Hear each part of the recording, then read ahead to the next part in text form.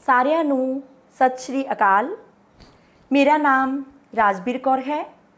ਮੈਂ ਬਾਬਾ ਨਾਮਦੇਵ ਸਰਕਾਰੀ senior secondary school ਘੁਮਾਣ ਜ਼ਿਲ੍ਹਾ ਗੁਰਦਾਸਪੁਰ ਵਿਖੇ ਬਤੌਰ ਪੰਜਾਬੀ ਅਧਿਆਪਿਕਾ ਸੇਵਾ ਨਿਭਾ ਰਹੀ ਹਾਂ। ਅੱਜ ਦੀ ਇਸ ਵੀਡੀਓ ਦੇ ਵਿੱਚ ਅਸੀਂ 7ਵੇਂ ਸ਼ਬਦ ਭੇਦ ਬਾਰੇ ਗੱਲਬਾਤ ਕਰਾਂਗੇ, ਜਿਸ ਦਾ ਨਾਂ ਹੈ ਯੋਜਕ। ਸੋ ਸਾਡਾ ਅੱਜ ਦਾ ਵਿਸ਼ਾ ਹੈ ਯੋਜਕ। ਯੋਜਕ ਕੀ ਹੈ? ਯੋਜਕ ਸ਼ਬਦ ਦਾ ਅਰਥ ਹੈ ਜੋੜਨਾ। ਯੋਜਕ ਦੋ ਵਿਆਕਰਨਿਕ ਇਕਾਈਆਂ, ਸ਼ਬਦ ਵਾਕੰਸ਼ ਜਾਂ ਉਪਵਾਕ ਨੂੰ ਅੰਦਰੂਨੀ ਅਤੇ ਬਾਹਰੀ ਤੌਰ ਤੇ ਜੋੜਨ ਵਾਲੇ ਸ਼ਬਦ ਰੂਪਾਂ ਨੂੰ ਯੋਜਕ ਸ਼ਬਦ ਸ਼੍ਰੇਣੀ ਦੇ ਸ਼ਬਦ ਕਿਹਾ ਜਾਂਦਾ ਹੈ। ਇਸ ਤਰ੍ਹਾਂ ਅਸੀਂ ਕਹਿ ਸਕਦੇ ਹਾਂ ਕਿ ਜਿਹੜੇ ਸ਼ਬਦ ਦੋ ਸ਼ਬਦਾਂ, ਵਾਕੰਸ਼ਾਂ, ਉਪਵਾਕਾਂ ਜਾਂ ਵਾਕਾਂ ਨੂੰ ਇੱਕ ਦੂਜੇ ਨਾਲ ਜੋੜਦੇ ਹਨ, ਉਹਨਾਂ ਸ਼ਬਦਾਂ ਨੂੰ ਯੋਜਕ ਕਿਹਾ ਜਾਂਦਾ ਹੈ। ਜਿਵੇਂ ਅਤੇ, ਕਿ, ਕਿਉਂਕਿ, ਸਗੋਂ, ਪਰ, ਇਸ ਲਈ, ਭਾਵੇਂ, ਫਿਰ ਵੀ ਆਦਿ ਸ਼ਬਦ ਯੋਜਕ ਹਨ। ਯੋਜਕ ਇੱਕ ਅਜਿਹੀ ਸ਼ਬਦ ਸ਼੍ਰੇਣੀ ਹੈ ਜੋ ਵਿਆਕਰਨਿਕ ਇਕਾਈਆਂ ਨੂੰ ਇੱਕ ਨਵੀਂ ਇਕਾਈ ਵਿੱਚ ਬੰਨ੍ਹਣ ਦਾ ਕੰਮ ਕਰਦੀ ਹੈ। ਪੰਜਾਬੀ ਭਾਸ਼ਾ ਦੇ ਯੋਜਕਾਂ ਦੀ ਪਹਿਲੀ ਵਿਸ਼ੇਸ਼ਤਾ ਇਹ ਹੈ ਕਿ ਪੰਜਾਬੀ ਵਿੱਚ ਯੋਜਕ ਸੀਮਤ ਗਿਣਤੀ ਦੇ ਸ਼ਬਦ ਹਨ।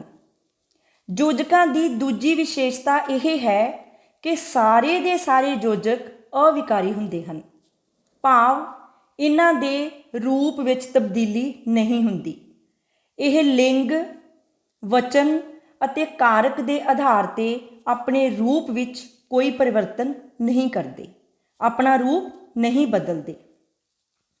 ਵਾਕਾਂ ਵਿੱਚ ਯੋਜਕ ਸ਼ਬਦਾਂ ਦੀ ਵਰਤੋਂ ਕਿਵੇਂ ਹੁੰਦੀ ਹੈ ਦੇਖਦੇ ਹਾਂ। ਜਿਵੇਂ ਪਹਿਲਾ ਵਾਕ ਹੈ, ਸਭ ਜਾਣਦੇ ਹਨ ਕਿ ਪੜ੍ਹਨਾ ਚੰਗਾ ਕੰਮ ਹੈ। ਇਸ ਵਾਕ ਵਿੱਚ ਕੇ ਸ਼ਬਦ ਯੋਜਕ ਹੈ, ਜਿਸ ਨੇ ਦੋ ਉਪਵਾਕਾਂ ਨੂੰ ਆਪਸ ਵਿੱਚ ਜੋੜਿਆ ਹੈ। ਦੂਸਰਾ ਵਾਕ ਹੈ, ਸਾਲਾਨਾ ਪ੍ਰੀਖਿਆ ਵਿੱਚੋਂ ਤੇਰੇ ਨੰਬਰ ਬਹੁਤ ਹੀ ਵਧੀਆ ਆਏ ਹਨ ਕਿਉਂਕਿ ਤੂੰ ਬਹੁਤ ਮਿਹਨਤ ਕੀਤੀ ਹੈ। ਇਸ ਵਾਕ ਵਿੱਚ ਯੋਜਕ ਸ਼ਬਦ ਹੈ ਕਿਉਂਕਿ। ਕਿਉਂਕਿ ਸ਼ਬਦ ਨੇ ਦੋ ਵਾਕਾਂ ਨੂੰ ਆਪਸ ਵਿੱਚ ਜੋੜਨ ਦਾ ਕੰਮ ਕੀਤਾ ਹੈ। ਇਸ ਤਰ੍ਹਾਂ ਯੋਜਕ ਸ਼ਬਦ ਉਹ ਸ਼ਬਦ ਹੁੰਦੇ ਹਨ ਜੋ ਦੋ ਸ਼ਬਦਾਂ, ਵਾਕੰਸ਼ਾਂ, ਉਪਵਾਕਾਂ ਜਾਂ ਵਾਕਾਂ ਨੂੰ ਆਪਸ ਵਿੱਚ ਜੋੜਨ ਦਾ ਕੰਮ ਕਰਦੇ ਹਨ। ਹੁਣ ਆਪਾਂ ਗੱਲ ਕਰਾਂਗੇ ਯੋਜਕਾਂ ਦੀ ਵੰਡ ਬਾਰੇ। ਪੰਜਾਬੀ ਭਾਸ਼ਾ ਦੀ ਵਿਆਕਰਨਿਕ ਸੰਰਚਨਾ ਵਿੱਚ ਯੋਜਕਾਂ ਨੂੰ ਦੋ ਭਾਗਾਂ ਵਿੱਚ ਵੰਡਿਆ ਜਾ ਸਕਦਾ ਹੈ। ਇੱਕ ਕਾਰਜ ਦੇ ਆਧਾਰ ਤੇ ਵੰਡ ਹੈ ਅਤੇ ਦੂਜੀ ਬਣਤਰ ਦੇ ਆਧਾਰ ਤੇ ਵੰਡ ਹੈ। ਕਾਰਜ ਦੇ ਆਧਾਰ ਤੇ ਯੋਜਕ ਦੋ ਤਰ੍ਹਾਂ ਦੇ ਹੁੰਦੇ ਹਨ, ਇੱਕ ਸਮਾਨ ਯੋਜਕ ਅਤੇ ਦੂਸਰਾ ਅਧੀਨ ਯੋਜਕ। ਸਮਾਨ ਯੋਜਕ ਦੀਆਂ ਚਾਰ ਕਿਸਮਾਂ ਹੁੰਦੀਆਂ ਹਨ। ਪਹਿਲੀ ਹੈ ਸਮੁੱਚੀ ਸਮਾਨ ਯੋਜਕ, ਦੂਸਰਾ ਹੈ ਵਿਕਲਪੀ ਸਮਾਨ ਯੋਜਕ, ਤੀਸਰਾ ਹੈ ਨਿਖੇਧੀ ਸਮਾਨ ਯੋਜਕ ਅਤੇ ਚੌਥੀ ਕਿਸਮ ਹੈ ਕਾਰਜਬੋਧਕ ਸਮਾਨ ਯੋਜਕ। ਕਾਰਜ ਦੇ ਆਧਾਰ ਤੇ ਯੋਜਕ ਦੀ ਦੂਸਰੀ ਕਿਸਮ ਹੈ ਅਧੀਨ ਯੋਜਕ। ਅਧੀਨ ਯੋਜਕ ਦੀਆਂ ਅੱਗੋਂ 7 ਕਿਸਮਾਂ ਹੁੰਦੀਆਂ ਹਨ। ਸਮਾਨ ਅਧਿਕਰਨ ਅਧੀਨ ਯੋਜਕ, ਕਾਰਨਵਾਚਕ ਅਧੀਨ ਯੋਜਕ, ਫਲਵਾਚਕ ਅਧੀਨ ਯੋਜਕ, ਮੰਤਵਵਾਚਕ ਅਧੀਨ ਯੋਜਕ, ਸ਼ਰਤਵਾਚਕ ਅਧੀਨ ਯੋਜਕ, ਵਿਰੋਧਵਾਚਕ ਅਧੀਨ ਯੋਜਕ ਅਤੇ ਤੁਲਨਾਵਾਚਕ ਅਧੀਨ ਯੋਜਕ। ਯੋਜਕ ਦੀ ਦੂਸਰੀ ਵੰਡ ਬਣਤਰ ਦੇ ਆਧਾਰ ਤੇ ਹੈ। ਬਣਤਰ ਦੇ ਆਧਾਰ ਤੇ ਵੀ ਯੋਜਕ ਦੀਆਂ ਦੋ ਕਿਸਮਾਂ ਹੁੰਦੀਆਂ ਹਨ। ਪਹਿਲੀ ਹੈ ਇਕੇਰੇ ਯੋਜਕ, ਦੂਸਰੀ ਹੈ ਸੰਯੁਕਤ ਯੋਜਕ। ਸੰਯੁਕਤ ਯੋਜਕ ਦੋ ਤਰ੍ਹਾਂ ਦੇ ਹੁੰਦੇ ਹਨ। ਪਹਿਲਾ ਹੈ ਬੱਝਵੇਂ ਸੰਯੁਕਤ ਯੋਜਕ ਅਤੇ ਦੂਸਰਾ ਹੈ ਟੁੱਟਵੇਂ ਸੰਯੁਕਤ ਯੋਜਕ। ਸਭ ਤੋਂ ਪਹਿਲਾਂ ਆਪਾਂ ਗੱਲ ਕਰਾਂਗੇ ਕਿ ਯੋਜਕ ਦੀ ਕਾਰਜ ਦੇ ਆਧਾਰ ਤੇ ਵੰਡ ਕਿਵੇਂ ਹੁੰਦੀ ਹੈ। ਯੋਜਕ ਦੀ ਕਾਰਜ ਦੇ ਆਧਾਰ ਤੇ ਸਮਾਨ ਯੋਜਕ ਅਤੇ ਅਧੀਨ ਯੋਜਕ ਦੇ ਵਿੱਚ ਵੰਡ ਹੁੰਦੀ ਹੈ। ਸਮਾਨ ਯੋਜਕ ਕੀ ਹਨ? ਸਮਾਨ ਦਾ ਅਰਥ ਹੈ ਬਰਾਬਰ। ਸਾਵੀਆਂ ਵਾਕਾਤਮਿਕ ਬਣਤਰਾਂ ਵਿੱਚ ਕਾਰਜਸ਼ੀਲ ਹੋਣ ਵਾਲੇ ਯੋਜਕਾਂ ਨੂੰ ਸਮਾਨ ਯੋਜਕ ਕਹਿੰਦੇ ਹਨ। ਸਾਵੀਆਂ ਵਾਕਾਤਮਿਕ ਬਣਤਰਾਂ ਕੀ ਹੁੰਦੀਆਂ ਹਨ? ਸਾਵੀਆਂ ਵਾਕਾਤਮਿਕ ਬਣਤਰਾਂ ਉਹ ਹੁੰਦੀਆਂ ਹਨ ਜਿਨ੍ਹਾਂ ਦੀ ਵਾਕ ਵਿੱਚ ਆਪਸੀ ਸਥਾਨ ਬਦਲੀ ਕੀਤਿਆਂ ਵਾਕ ਬਣਤਰ ਵਿੱਚ ਕੋਈ ਤਬਦੀਲੀ ਨਾ ਵਾਪਰੇ। ਸਾਵੀਆਂ ਵਾਕਾਤਮਿਕ ਬਣਤਰਾਂ ਵਿੱਚ ਵਿਚਰਨ ਵਾਲੇ ਉਪਵਾਕ ਸਵਾਧੀਨ ਹੁੰਦੇ ਹਨ। ਇਸ ਤਰ੍ਹਾਂ ਸਮਾਨ ਯੋਜਕ ਦਾ ਅਰਥ ਹੈ ਜਿਹੜਾ ਯੋਜਕ ਸਮਾਨ ਜਾਂ ਬਰਾਬਰ ਦੇ ਸ਼ਬਦਾਂ, ਵਾਕੰਸ਼ਾਂ, ਉਪਵਾਕਾਂ ਜਾਂ ਵਾਕਾਂ ਨੂੰ ਜੋੜੇ, ਉਸ ਨੂੰ ਸਮਾਨ ਯੋਜਕ ਕਹਿੰਦੇ ਹਨ। ਇਹ ਸੰਯੁਕਤ ਵਾਕਾਂ ਦੀ ਸਿਰਜਣਾ ਕਰਦੇ ਹਨ। ਜਿਵੇਂ ਪਹਿਲਾ ਵਾਕ ਹੈ, ਰੂਪ ਕੀਰਤ ਅਤੇ ਜਪ ਕੀਰਤ ਦੋਵੇਂ ਸਕੇ ਭਰਾ ਹਨ। ਇਸ ਵਾਕ ਵਿੱਚ ਅਤੇ ਸ਼ਬਦ ਯੋਜਕ ਹੈ ਜਿਸ ਨੇ ਦੋ ਬਰਾਬਰ ਦੇ ਸ਼ਬਦਾਂ ਰੂਪ ਕੀਰਤ ਅਤੇ ਜਪ ਕੀਰਤ ਨੂੰ ਆਪਸ ਵਿੱਚ ਜੋੜਿਆ ਹੈ। ਸਮਾਨ ਜਾਂ ਬਰਾਬਰ ਦੇ ਦੋ ਸ਼ਬਦਾਂ ਨੂੰ ਆਪਸ ਵਿੱਚ ਜੋੜਨ ਕਰਕੇ ਅਤੇ ਯੋਜਕ ਸਮਾਨ ਯੋਜਕ ਹੈ।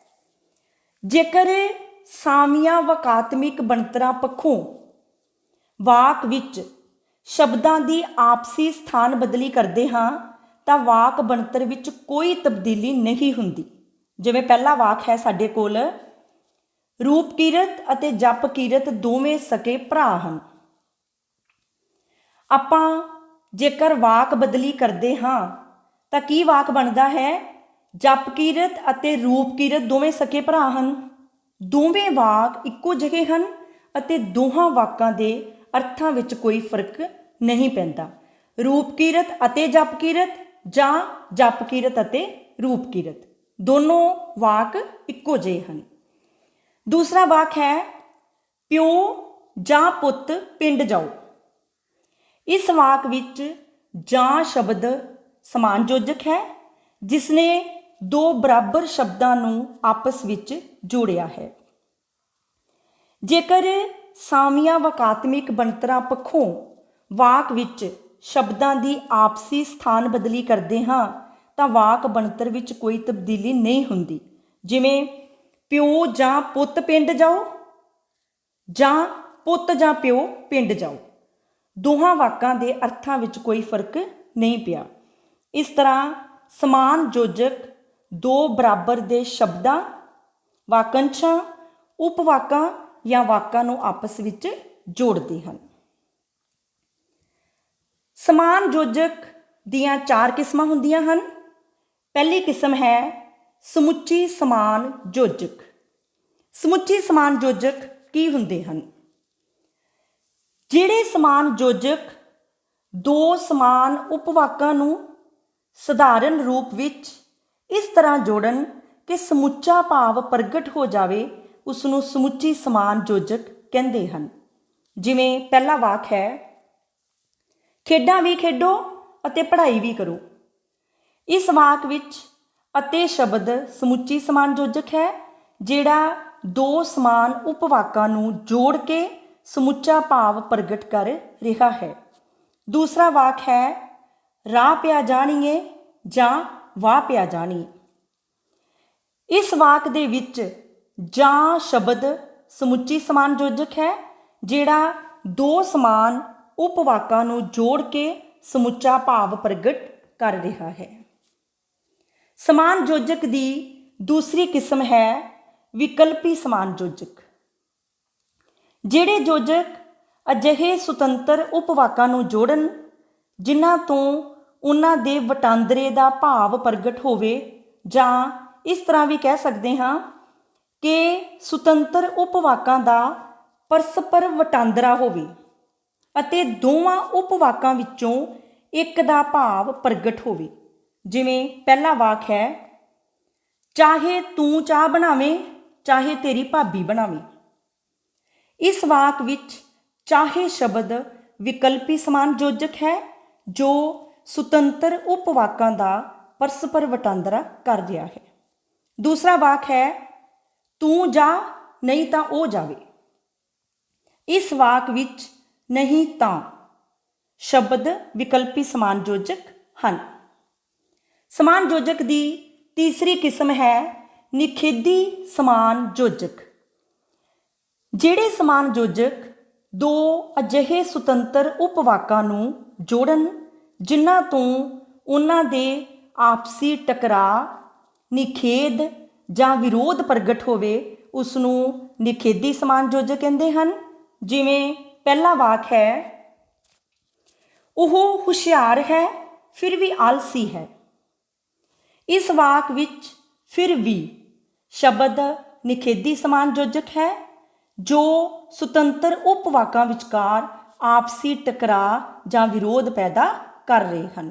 ਦੂਸਰਾ ਵਾਕ ਹੈ ਉਸਨੇ ਬਹੁਤ ਮਿਹਨਤ ਕੀਤੀ ਪਰੰਤੂ ਫਿਰ ਵੀ ਉਸ ਨੂੰ ਸਫਲਤਾ ਨਹੀਂ ਮਿਲੀ।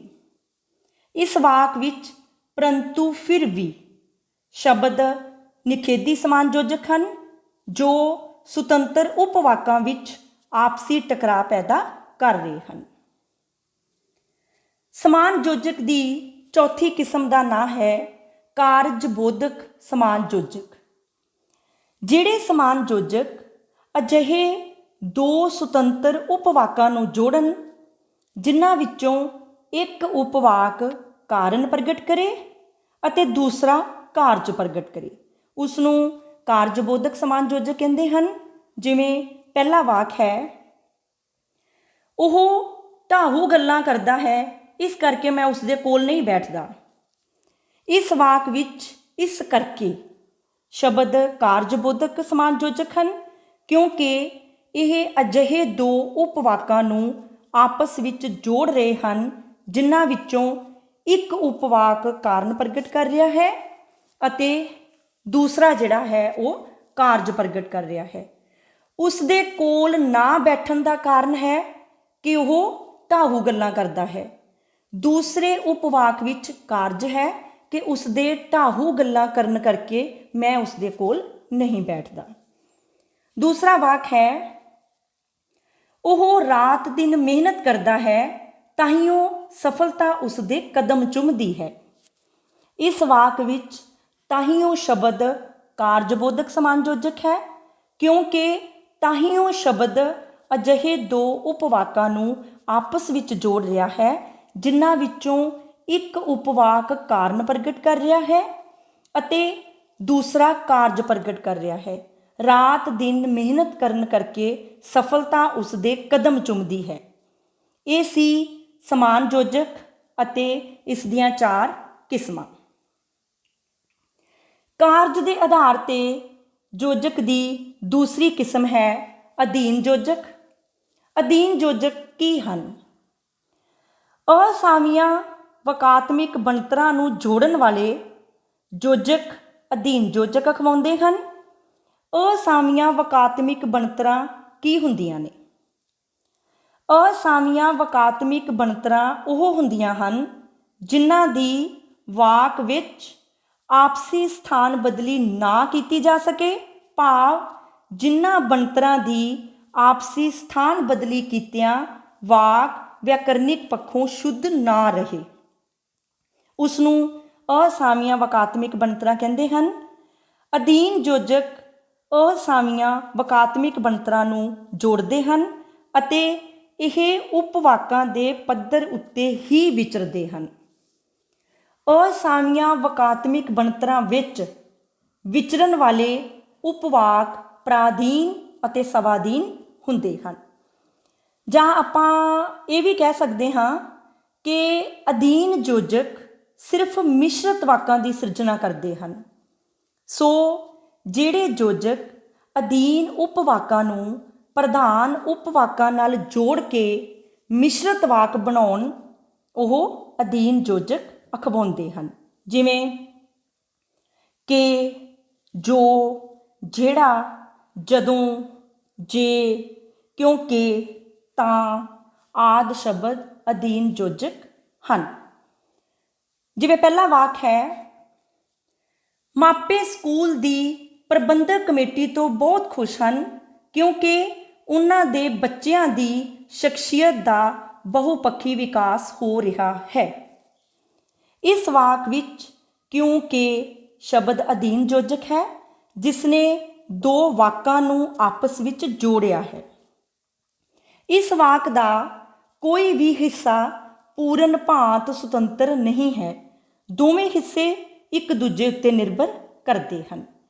ਦੂਸਰਾ ਵਾਕ ਹੈ, ਗੁਰੂ ਜੀ ਨੇ ਉਪਦੇਸ਼ ਦਿੱਤਾ ਕਿ ਕਿਰਤ ਕਰਕੇ ਖਾਓ। ਇਸ ਵਾਕ ਵਿੱਚ ਕੇ ਸ਼ਬਦ ਅਧੀਨ ਯੋਜਕ ਹੈ ਕਿਉਂਕਿ ਇਸ ਵਾਕ ਦੇ ਦੋਵੇਂ ਹਿੱਸੇ ਇੱਕ ਦੂਜੇ ਉੱਤੇ ਨਿਰਭਰ ਕਰਦੇ ਹਨ। ਪਰ ਕਈ ਵਾਕਾਂ ਵਿੱਚ ਵਾਕ ਦਾ ਇੱਕ ਹਿੱਸਾ ਕੁਝ ਹੱਦ ਤੱਕ ਸੁਤੰਤਰ ਵਾਕ ਹੁੰਦਾ ਹੈ ਅਤੇ ਦੂਸਰਾ ਹਿੱਸਾ ਅਧੀਨ ਵਾਕ ਹੁੰਦਾ ਹੈ। ਅਧੀਨ ਯੋਜਕ ਵਾਕ ਦੇ ਅਧੀਨ ਹਿੱਸੇ ਤੋਂ ਪਹਿਲਾਂ ਆਉਣ ਕਰਕੇ ਇਹਨਾਂ ਨੂੰ ਅਧੀਨ ਯੋਜਕ ਕਿਹਾ ਜਾਂਦਾ ਹੈ। ਅਧੀਨ ਯੋਜਕ ਦੀਆਂ 7 ਕਿਸਮਾਂ ਹੁੰਦੀਆਂ ਹਨ। ਪਹਿਲੀ ਕਿਸਮ ਦਾ ਨਾਂ ਹੈ ਸਮਾਨਵਾਚਕ ਅਧੀਨ ਯੋਜਕ। ਸਮਾਨਵਾਚਕ ਅਧੀਨ ਯੋਜਕ ਕੀ ਹੈ? ਜਦੋਂ ਕੋਈ ਅਧੀਨ ਉਪਵਾਕ ਪ੍ਰਧਾਨ ਉਪਵਾਕ ਦੇ ਕਿਸੇ ਸ਼ਬਦ ਦੀ ਵਿਆਖਿਆ ਕਰੇ ਤਾਂ ਉਸ ਨੂੰ ਸਮਾਨਵਾਚਕ ਅਧੀਨ ਯੋਜਕ ਕਹਿੰਦੇ ਹਨ। ਜਿਵੇਂ ਪਹਿਲਾ ਵਾਕ ਹੈ, ਤੁਸੀਂ ਮੇਰੇ ਨਾਲ ਇਸ ਤਰ੍ਹਾਂ ਕਰ ਰਹੇ ਹੋ ਜਿਵੇਂ ਮੈਂ ਪਰਾਇਆ ਹੋਵਾਂ। ਇਸ ਵਾਕ ਵਿੱਚ ਜਿਵੇਂ ਸ਼ਬਦ ਸਮਾਨਵਾਚਕ ਅਧੀਨ ਯੋਜਕ ਹੈ। ਦੂਸਰਾ ਵਾਕ ਹੈ, ਇਹ ਸੱਚ ਹੈ ਕਿ ਘਰ ਦੀ ਮੁਰਗੀ ਦਾਲ ਬਰਾਬਰ ਹੁੰਦੀ ਹੈ। ਇਸ ਵਾਕ ਵਿੱਚ ਕੇ ਸ਼ਬਦ ਸਮਾਨਵਾਚਕ ਅਧੀਨ ਯੋਜਕ ਹੈ। ਅਧੀਨ ਯੋਜਕ ਦੀ ਦੂਸਰੀ ਕਿਸਮ ਹੈ ਕਾਰਨਵਾਚਕ ਅਧੀਨ ਯੋਜਕ। ਜਦੋਂ ਅਧੀਨ ਉਪਵਾਕ ਪ੍ਰਧਾਨ ਉਪਵਾਕ ਦੀ ਕਿਰਿਆ ਦਾ ਕਾਰਨ ਦੱਸੇ ਉਸ ਨੂੰ ਕਾਰਨਵਾਚਕ ਅਧੀਨ ਯੋਜਕ ਕਹਿੰਦੇ ਹਨ। ਜਿਵੇਂ ਪਹਿਲਾ ਵਾਕ ਹੈ, ਮੁੰਡਾ ਹੱਸਦਾ ਹੈ ਕਿਉਂਕਿ ਉਹ ਪ੍ਰੀਖਿਆ ਵਿੱਚੋਂ ਸਫਲ ਹੈ। ਇਸ ਵਾਕ ਵਿੱਚ ਕਿਉਂਕਿ ਸ਼ਬਦ ਕਾਰਨਵਾਚਕ ਅਧੀਨ ਯੋਜਕ ਹੈ। ਦੂਸਰਾ ਵਾਕ ਹੈ, ਤੂੰ ਮੇਰਾ ਸੱਚਾ ਮਿੱਤਰ ਹੈ ਇਸ ਕਰਕੇ ਮੈਂ ਤੇਰੇ ਨਾਲ ਆਪਣੇ ਦਿਲ ਦੀ ਗੱਲ ਕਰਦਾ ਹਾਂ। ਇਸ ਵਾਕ ਦੇ ਵਿੱਚ ਇਸ ਕਰਕੇ ਸ਼ਬਦ ਕਾਰਨਵਾਚਕ ਅਧੀਨ ਯੋਜਕ ਹਨ। ਅਧੀਨ ਯੋਜਕ ਦੀ ਤੀਸਰੀ ਕਿਸਮ ਦਾ ਨਾਂ ਹੈ ਫਲਵਾਚਕ ਅਧੀਨ ਯੋਜਕ। ਜਦੋਂ ਅਧੀਨ ਉਪਵਾਕ ਪ੍ਰਧਾਨ ਉਪਵਾਕ ਦੀ ਕਿਰਿਆ ਦਾ ਫਲ ਦੱਸੇ ਜਾਂ ਨਤੀਜਾ ਦੱਸੇ ਤਾਂ ਅਜਿਹੇ ਯੋਜਕ ਫਲਵਾਚਕ ਅਧੀਨ ਯੋਜਕ ਅਖਵਾਉਂਦੇ ਹਨ। ਜਿਵੇਂ ਪਹਿਲਾ ਵਾਕ ਹੈ, ਨਸ਼ੇੜੀ ਪੁੱਤ ਨੇ ਘਰ ਨੂੰ ਅਜਿਹਾ ਲੁੱਟਿਆ ਕਿ ਇਹ ਕੰਗਾਲ ਹੋ ਗਿਆ। ਇਸ ਵਾਕ ਵਿੱਚ ਕੇ ਸ਼ਬਦ ਫਲਵਾਚਕ ਅਧੀਨ ਯੋਜਕ ਹੈ। ਦੂਸਰਾ ਵਾਕ ਹੈ, ਉਹ ਇੰਨਾ ਉੱਚੀ ਗੱਜਿਆ ਕਿ ਆਪਾਂ ਸਾਰੇ ਡਰ ਗਏ। ਇਸ ਵਾਕ ਵਿੱਚ ਕੇ ਸ਼ਬਦ ਫਲਵਾਚਕ ਅਧੀਨ ਯੋਜਕ ਹੈ। ਅਧੀਨ ਯੋਜਕ ਦੀ ਚੌਥੀ ਕਿਸਮ ਦਾ ਨਾਂ ਹੈ ਮੰਤਵਵਾਚਕ ਅਧੀਨ ਯੋਜਕ। ਜਦੋਂ ਅਧੀਨ ਉਪਵਾਕ ਪ੍ਰਧਾਨ ਉਪਵਾਕ ਦੀ ਕਿਰਿਆ ਦਾ ਮੰਤਵ ਦੱਸੇ, ਉਦੇਸ਼ ਦੱਸੇ, ਮਨੋਰਥ ਦੱਸੇ ਤਾਂ ਉਹ ਮੰਤਵਵਾਚਕ ਅਧੀਨ ਯੋਜਕ ਹੁੰਦੇ ਹਨ। ਜਿਵੇਂ ਪਹਿਲਾ ਵਾਕ ਹੈ, ਮਿਹਨਤ ਕਰੋ ਤਾਂ ਜੋ ਪਾਸ ਹੋ ਜਾਓ। ਇਸ ਵਾਕ ਵਿੱਚ ਤਾਂ ਜੋ ਸ਼ਬਦ ਮੰਤਵਵਾਚਕ ਅਧੀਨ ਯੋਜਕ ਹਨ। ਦੂਸਰਾ ਵਾਕ ਹੈ, ਤੂੰ ਬਾਰਿਸ਼ ਵਿੱਚ ਭਿੱਜ ਨਾ ਜਾਵੇਂ ਇਸ ਲਈ ਮੈਂ ਤੈਨੂੰ ਛਤਰੀ ਦਿੱਤੀ ਸੀ। ਇਸ ਵਾਕ ਵਿੱਚ ਇਸ ਲਈ ਸ਼ਬਦ ਮੰਤਵਵਾਚਕ ਅਧੀਨ ਯੋਜਕ ਹਨ। ਅਧੀਨ ਯੋਜਕ ਦੀ ਪੰਜਵੀਂ ਕਿਸਮ ਹੈ ਸ਼ਰਤਵਾਚਕ ਅਧੀਨ ਯੋਜਕ। ਜਦੋਂ ਅਧੀਨ ਉਪਵਾਕ ਪ੍ਰਧਾਨ ਉਪਵਾਕ ਦੀ ਸ਼ਰਤ ਦਾ ਸਿੱਟਾ ਹੋਵੇ, ਨਤੀਜਾ ਹੋਵੇ ਤਾਂ ਇਹ ਯੋਜਕ ਸ਼ਰਤਵਾਚਕ ਅਧੀਨ ਯੋਜਕ ਅਖਵਾਉਂਦੇ ਹਨ। ਜਿਵੇਂ ਪਹਿਲਾ ਵਾਕ ਹੈ, ਜੇਕਰ ਤੁਸੀਂ ਸਾਡੇ ਘਰ ਨਹੀਂ ਆਉਣਾ ਸੀ ਤਾਂ ਸਾਡੇ ਪਿੰਡ ਵਿੱਚ ਕਿਉਂ ਆਏ। ਇਸ ਵਾਕ ਵਿੱਚ ਜੇਕਰ ਅਤੇ ਤਾਂ ਸ਼ਬਦ ਸ਼ਰਤਵਾਚਕ ਅਧੀਨ ਯੋਜਕ ਹਨ। ਦੂਸਰਾ ਵਾਕ ਹੈ, ਜੇ ਹੱਥ ਤੇ ਹੱਥ ਧਰ ਕੇ ਬੈਠੇ ਰਹੋਗੇ ਤਾਂ ਕਿਸੇ ਜੋਗੇ ਨਹੀਂ ਰਹੋਗੇ। ਇਸ ਵਾਕ ਵਿੱਚ ਜੇ ਅਤੇ ਤਾਂ ਸ਼ਬਦ ਸ਼ਰਤਵਾਚਕ ਅਧੀਨ ਯੋਜਕ ਹਨ। ਅਧੀਨ ਯੋਜਕ ਦੀ 6ਵੀਂ ਕਿਸਮ ਦਾ ਨਾਂ ਹੈ ਵਿਰੋਧਵਾਚਕ ਅਧੀਨ ਯੋਜਕ। ਜਦੋਂ ਅਧੀਨ ਉਪਵਾਕ ਪ੍ਰਧਾਨ ਉਪਵਾਕ ਦਾ ਵਿਰੋਧੀ ਭਾਵ ਦੱਸੇ ਤਾਂ ਉਸ ਨੂੰ ਵਿਰੋਧੀਵਾਚਕ ਅਧੀਨ ਯੋਜਕ ਕਹਿੰਦੇ ਹਨ। ਜਿਵੇਂ ਪਹਿਲਾ ਵਾਕ ਹੈ, ਭਾਵੇਂ ਉਹ ਬਿਮਾਰ ਸੀ ਤਾਂ ਵੀ ਸਕੂਲ ਚਲਾ ਗਿਆ। ਇਸ ਵਾਕ ਵਿੱਚ ਭਾਵੇਂ ਅਤੇ ਤਾਂ ਵੀ ਸ਼ਬਦ ਵਿਰੋਧੀਵਾਚਕ ਅਧੀਨ ਯੋਜਕ ਹਨ। ਇਸ ਨੂੰ ਅਸੀਂ ਵਿਰੋਧਵਾਚਕ ਅਧੀਨ ਯੋਜਕ ਕਹਿ ਸਕਦੇ ਹਾਂ। ਦੂਸਰਾ ਵਾਕ ਹੈ, ਚਾਹੇ ਤੂੰ ਸਾਡਾ ਵਿਰੋਧ ਕਰਦਾ ਹੈ ਤਾਂ ਵੀ ਆਪਾਂ ਤੇਰਾ ਭਲਾ ਲੋਚਦੇ ਹਾਂ। ਇਸ ਵਾਕ ਵਿੱਚ ਚਾਹੇ ਅਤੇ ਤਾਂ ਵੀ ਸ਼ਬਦ ਵਿਰੋਧਵਾਚਕ ਅਧੀਨ ਯੋਜਕ ਹਨ। ਅਧੀਨ ਯੋਜਕ ਦੀ 7ਵੀਂ ਕਿਸਮ ਦਾ ਨਾਂ ਹੈ ਤੁਲਨਾਵਾਚਕ ਅਧੀਨ ਯੋਜਕ।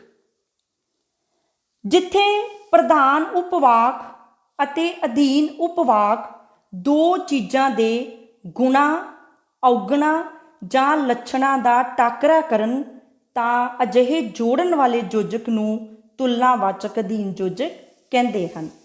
ਜਿਵੇਂ ਪਹਿਲਾ ਵਾਕ ਹੈ, ਉਹ ਇੰਨਾ ਉੱਚੀ ਬੋਲਦਾ ਹੈ ਮਾਨੋ ਬੱਦਲ ਗਰਜਦਾ ਹੋਵੇ।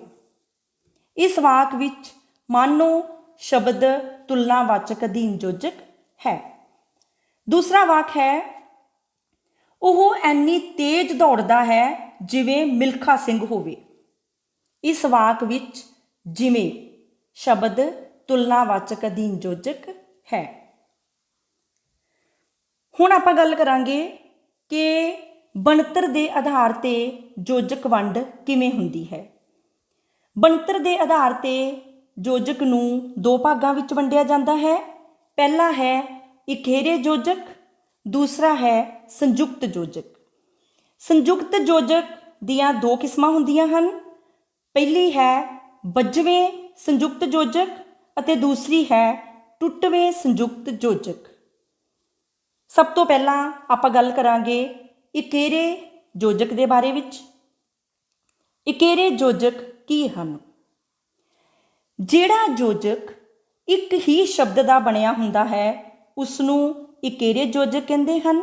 ਜਿਵੇਂ ਤੇ, ਪਰ, ਅਤੇ, ਕੇ, ਜਾਂ, ਭਾਵੇਂ ਆਦਿ ਸ਼ਬਦ ਇਕਹਿਰੇ ਯੋਜਕ ਹਨ। ਜਿਵੇਂ ਪਹਿਲਾ ਵਾਕ ਹੈ, ਮੈਂ ਤੁਹਾਨੂੰ ਪਹਿਲਾਂ ਹੀ ਸੂਚਿਤ ਕਰ ਦਿੱਤਾ ਸੀ ਕਿ ਮੈਂ ਸਕੂਲ ਨਹੀਂ ਆਵਾਂਗੀ। ਇਸ ਵਾਕ ਵਿੱਚ ਕੇ ਸ਼ਬਦ ਯੋਜਕ ਹੈ। ਕੇ ਇੱਕ ਹੀ ਸ਼ਬਦ ਹੈ, ਇਸ ਕਰਕੇ ਇਹ ਇਕਹਿਰਾ ਯੋਜਕ ਹੈ। ਦੂਸਰਾ ਵਾਕ ਹੈ, ਹਰਪਾਲ ਅਤੇ ਮਨਜੋਤ ਮੇਰੇ ਭਰਾ ਹਨ। ਇਸ ਵਾਕ ਵਿੱਚ ਅਤੇ ਸ਼ਬਦ ਇਕਹਿਰਾ ਯੋਜਕ ਹੈ। ਬਣਤਰ ਦੇ ਆਧਾਰ ਤੇ ਯੋਜਕ ਦੀ ਦੂਸਰੀ ਕਿਸਮ ਹੈ ਸੰਯੁਕਤ ਯੋਜਕ।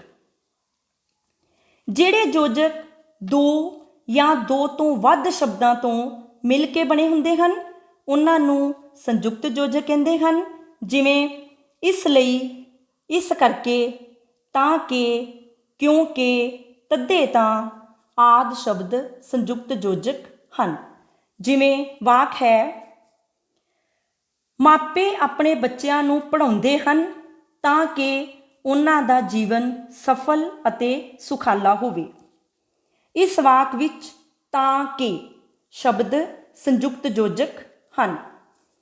ਦੂਸਰਾ ਵਾਕ ਹੈ, ਬੰਦਾ ਹੀ ਬੰਦੇ ਦਾ ਦਾਰੂ ਹੈ, ਇਸ ਕਰਕੇ ਮੈਂ ਤੇਰੀ ਮਦਦ ਜ਼ਰੂਰ ਕਰਾਂਗਾ। ਇਸ ਵਾਕ ਵਿੱਚ ਇਸ ਕਰਕੇ ਸ਼ਬਦ ਸੰਯੁਕਤ ਯੋਜਕ ਹਨ। ਸੰਯੁਕਤ ਯੋਜਕ ਨੂੰ ਦੋ ਭਾਗਾਂ ਵਿੱਚ ਵੰਡਿਆ ਜਾਂਦਾ ਹੈ। ਇੱਕ ਹੈ ਬੱਝਵੇਂ ਸੰਯੁਕਤ ਯੋਜਕ ਅਤੇ ਦੂਸਰਾ ਹੈ ਟੁੱਟਵੇਂ ਸੰਯੁਕਤ ਯੋਜਕ। ਬੱਝਵੇਂ ਸੰਯੁਕਤ ਯੋਜਕ ਕੀ ਹੁੰਦੇ ਹਨ?